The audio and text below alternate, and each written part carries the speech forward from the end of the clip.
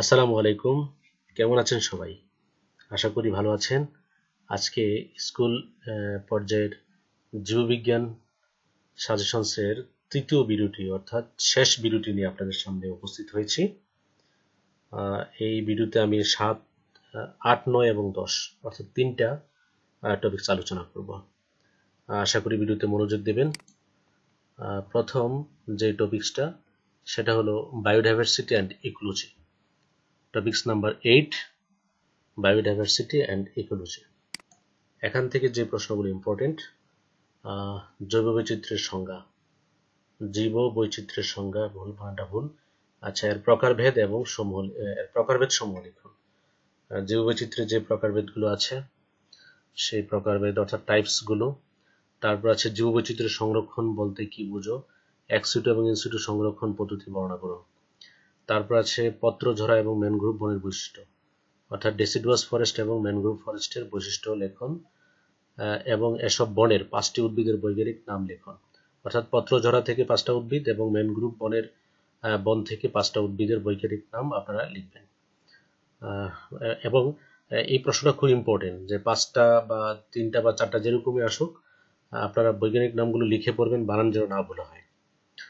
তারপর আছে বাংলাদেশের কয়েকটি বিলুপ্তপ্রায় উদ্ভিদের বৈজ্ঞানিক নাম লিখুন। বিলুপ্তপ্রায় উদ্ভিদ, এগুলোর বৈজ্ঞানিক নাম লিখতে হবে, বানান যেন না ভুল হয় সেদিকে খেয়াল রাখতে হবে। এবং 5 নম্বর কোশ্চেনটা আছে উদ্ভিদ এবং প্রাণীর বিলুপ্তির কারণসমূহ লিখুন। অর্থাৎ জীববৈচিত্র্য যে বিলুপ্ত হচ্ছে, জীববৈচিত্র্য কিভাবে বিলুপ্তি হচ্ছে সেই কারণগুলো লেখা। খুব ইম্পর্টেন্ট একটা প্রশ্ন।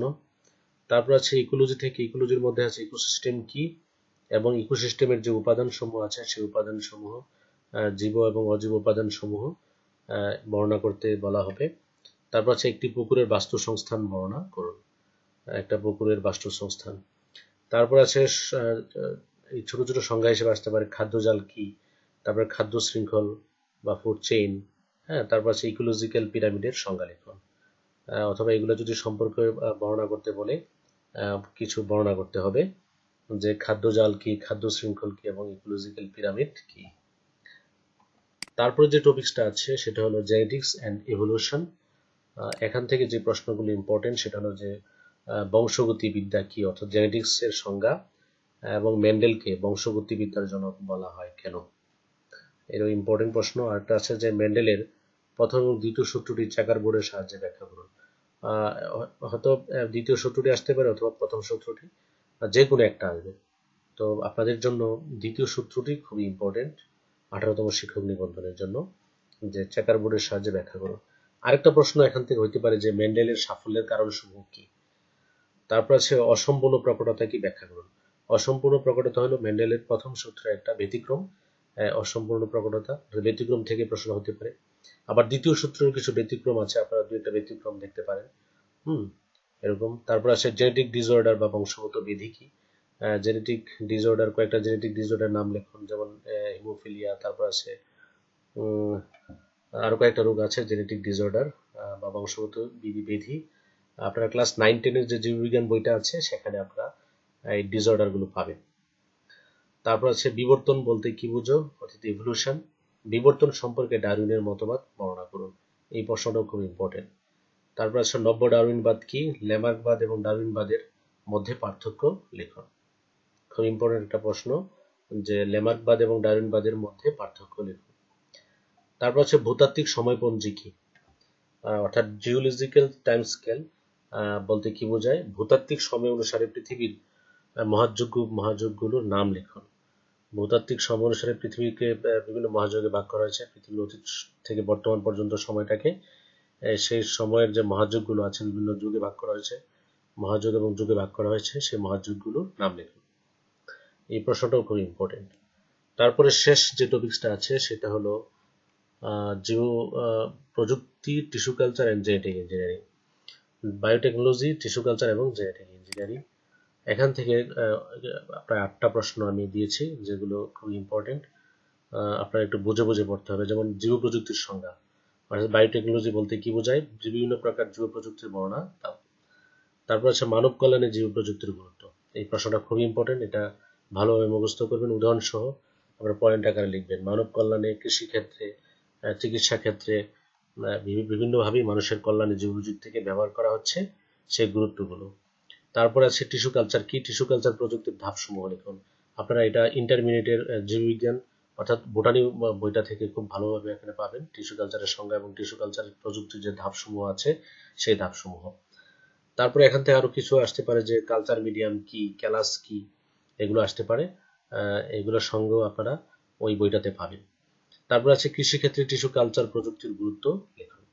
অথবা টিস্যু কালচার প্রযুক্তির অন্যান্য গুরুত্ব আসতে পারে, যেমন আপনার রোগমুক্ত চারা উৎপাদনে টিস্যু কালচার প্রযুক্তির গুরুত্ব, অথবা রোগমুক্ত চারা কিভাবে টিস্যু কালচার প্রযুক্তির মাধ্যমে উৎপাদন করা হয় সেটার ধাপগুলো। তারপর সে জিএমও ফুড কি, জেনেটিক্যালি মডিফাইড অর্গানিজম ফুড বলতে কি বোঝায়, কয়েকটি জিএমও খাদ্যের নাম লিখুন। কয়েকটি জিএমও খাদ্যের আপনারা বইটার মধ্যে পাবেন, ইন্টারমিডিয়েটের বইটার মধ্যে। তারপর আছে জিন প্রকৌশল অর্থাৎ জেনেটিক ইঞ্জিনিয়ারিং, জেনেটিক ইঞ্জিনিয়ারিং এর সংজ্ঞা দাও। রিকম্বিনেন্ট ডিএনএ কি, অর্থাৎ আরডিএনএ বা রিকম্বিনেন্ট ডিএনএ কি, রিকম্বিনেন্ট ডিএনএ তৈরির ধাপসমূহ বর্ণনা করো। আবার এখানে প্রশ্ন আসবে যে রিকম্বিনেন্ট ডিএনএ কি এবং রিকম্বিনেন্ট ডিএনএর যে গুরুত্ব, রিকম্বিনেন্ট ডিএনএর গুরুত্ব আসতে পারে, গুরুত্ব লিখুন। তারপর হচ্ছে মানব কল্যাণে জিন প্রকৌশল অর্থাৎ জেনেটিক ইঞ্জিনিয়ারিং এর ব্যবহার বা গুরুত্ব, এই প্রশ্নটাও খুব ইম্পর্টেন্ট। তো এই ছিল টপিকস 10 বায়োটেকনোলজি, টিস্যু কালচার এবং জেনেটিক ইঞ্জিনিয়ারিং থেকে ইম্পর্টেন্ট প্রশ্নগুলো। আপনারা এই প্রশ্নগুলো বারবার লিখে লিখে পড়বেন, লিখে লিখে পড়লে ভালো মার্কস পাবেন, পরীক্ষাতে ভালো করবেন। আর আরেকটা বিষয় হলো যে বিজ্ঞানের ক্ষেত্রে যেগুলো সাবজেক্টেরই মানে বিজ্ঞানের যেগুলো সাবজেক্টে হোক সেক্ষেত্রে আপনারা যতটুকু প্রশ্নের যা চাওয়া হয় তাই লিখবেন, অতিরিক্ত কিছু কোনো লেখার প্রয়োজন নেই, এবং সঠিকটাই লেখার চেষ্টা করবেন, তাহলে ফুল মার্কস পাবেন। তো আজকের ভিডিওটা এই পর্যন্তই, এবং 18তম শিক্ষক নিবন্ধনের জীববিজ্ঞানের যে সাজেশনটা আমি তৈরি করেছি আজকে ছিল তার শেষ ভিডিও। এই ভিডিওগুলো বারবার আপনারা দেখবেন এবং আমার চ্যানেলটাকে সাবস্ক্রাইব করবেন যারা এখন সাবস্ক্রাইব করেন নাই, এবং আপনাদের যদি কোনো নিবন্ধন সম্পর্কে, শিক্ষক নিবন্ধন সম্পর্কে আপনাদের কোনো জানার থাকে আমাকে কমেন্টসের মাধ্যমে জানাতে পারবেন। ধন্যবাদ সকলকে।